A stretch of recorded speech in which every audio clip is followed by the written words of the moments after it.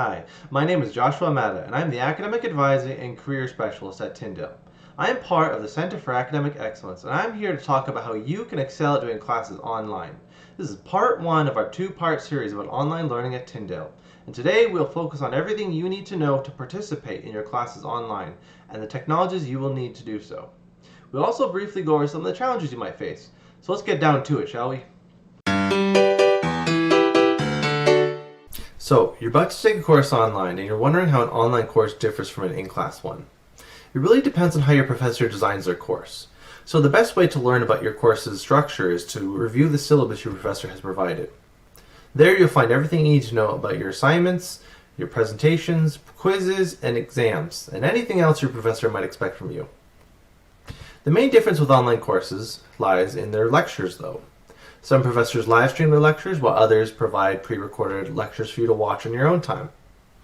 Then there are courses that are a hybrid of the two approaches, with part of the class time being spent watching pre-recorded videos and part of it spent in live stream discussions. Again, it really depends on your professor's preferences, so make sure to refer to their syllabus. Another major difference with online courses is the presence of online forums. Now, not every course utilizes these, but forums are basically discussion boards where you can post content for others to respond to. For courses that do use forums, your participation grade relies heavily on how well you respond to your professor and your peers on a weekly basis. So make sure to be posting every week. So now that we've gone over some of the main differences between online courses and in-class courses, let's talk about how you can actually access those online courses.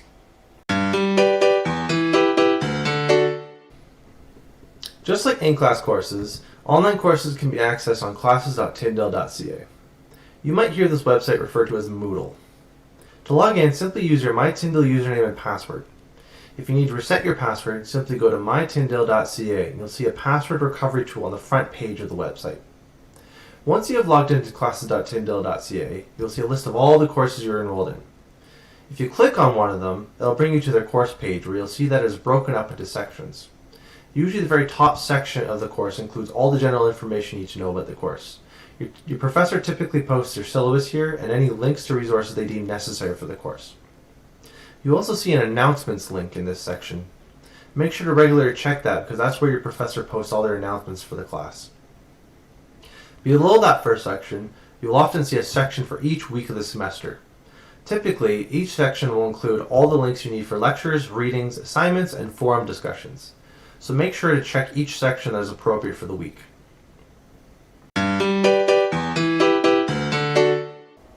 Your professor will provide links to their lectures whether they're pre-recorded or live streamed. When it comes to pre-recorded lectures, every video you need to watch for the week will be located in that week's section of the course page. How your professor offers these videos can vary, but you'll often either need to download them or watch them on YouTube. For live stream lectures, your professors will either teach through Zoom or Microsoft Teams. Both these services utilize links to help you access the live stream, and once you've clicked on a link, the live stream will open in your internet browser. Alternatively, if you've downloaded the app for Microsoft Teams or Zoom, the link will let you redirect to the call to the app instead. Please note, however, that if you want to open the call on a mobile device, such as your smartphone or tablet, you usually have to download the app for it.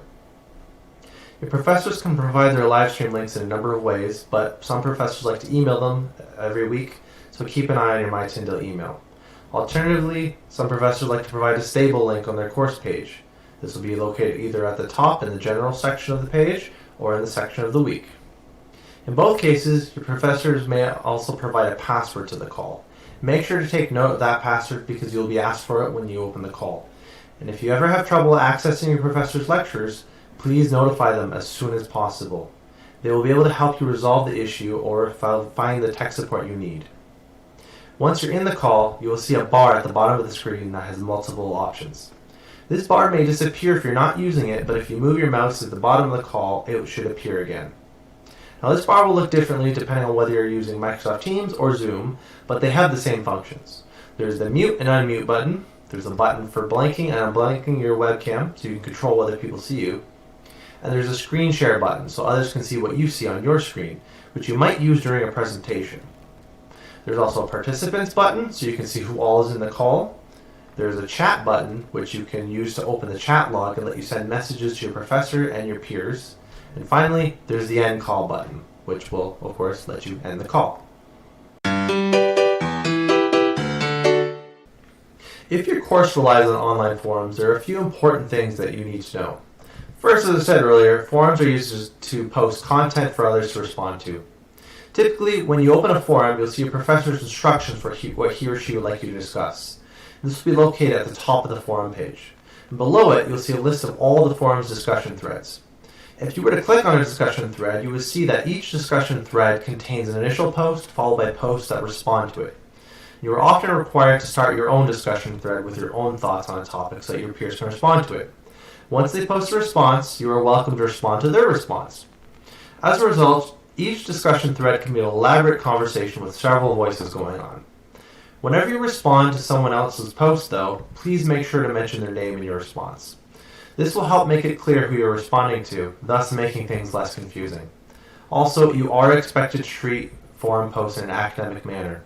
So please make sure to avoid casual language, use course materials, provide thoughtful reflections, and make sure your contribution is relevant to the topic. How you are to submit assignments is up to your professor's discretion. If you're not sure how to submit an assignment, make sure to check their syllabus, their announcements, and any emails that they may have sent you. Typically, though, there are two ways to submit an assignment, through their course page or through email. If your professor wants you to submit your assignment through their course page, you will often see a link for that specific assignment. This link will usually be located in the section of the week that the assignment is due, but your professors can also put it at the top of their course page too. So check both locations. Once you click on the submission link, simply follow its instructions to upload a copy of your assignment. Some professors have also opted into using Turnitin, which is a plagiarism checker. If that is the case, the submission link might look a little bit different, but it follows roughly the same process. Simply follow the link and the instructions that it leads you to.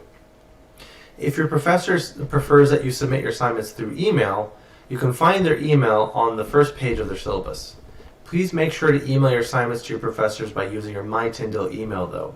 This is so that should anything go wrong, the IT will be able to help you with your submission and help you avoid any undue late penalties.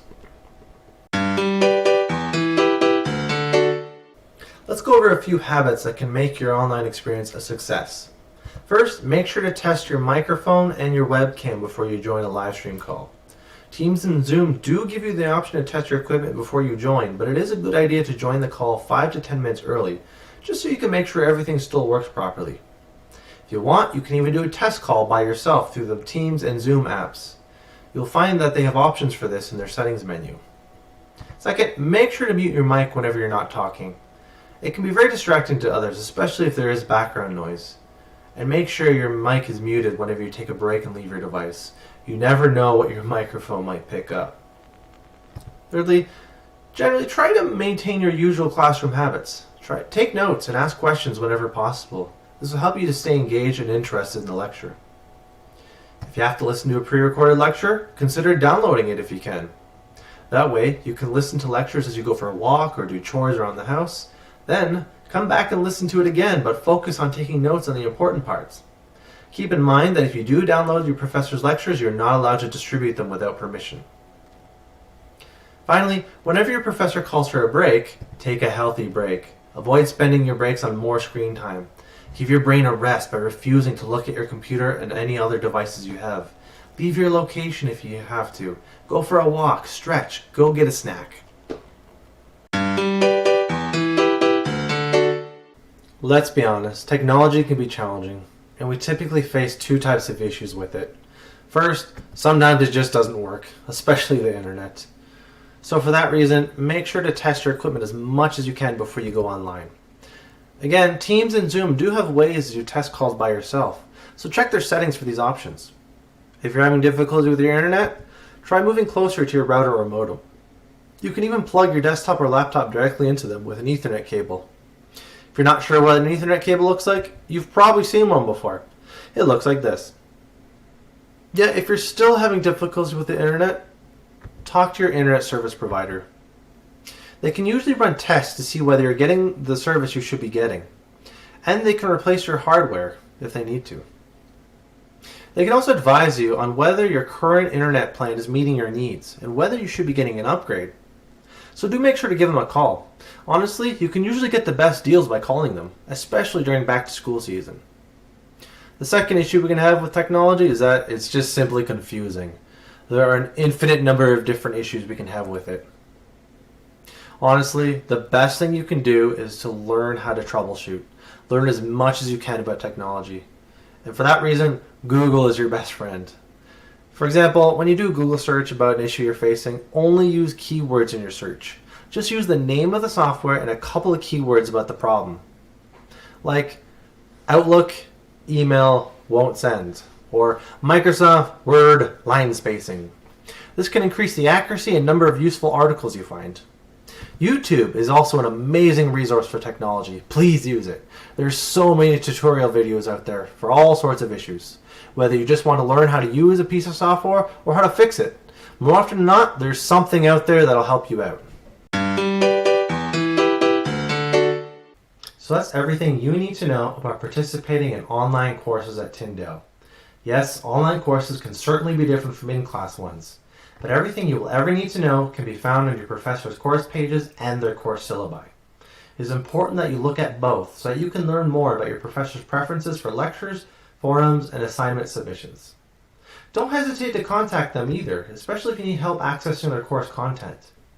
You're also welcome to email academic advising at advising@tyndale.ca if you have any quick questions about your course pages. For more advanced tech help, make sure to contact Tyndale's IT department or visit their webpage. They have a lot of useful information on there. So that concludes part 1 of our 2-part series about online learning at Tyndale. If you're interested, you can watch part 2 to learn more about how you can manage both your personal well-being and your study habits in online courses. Also, feel free to book an appointment with any of our services at the Center for Academic Excellence. Writing and tutoring services will be happy to assist you with your assignments and course-related content. Academic advising and career services can help you plan your course selections, your academic career, and your future employment career. And accessibility services can also work with you to build individualized accommodation plans if you have a documented visible or invisible disability. Remember, all of our services are free to all Tyndale students. Students can also get free sessions and discounted rates with counseling services, so make sure to check them out too. This has been Joshua Mata from the Center for Academic Excellence, and I'll see you next time.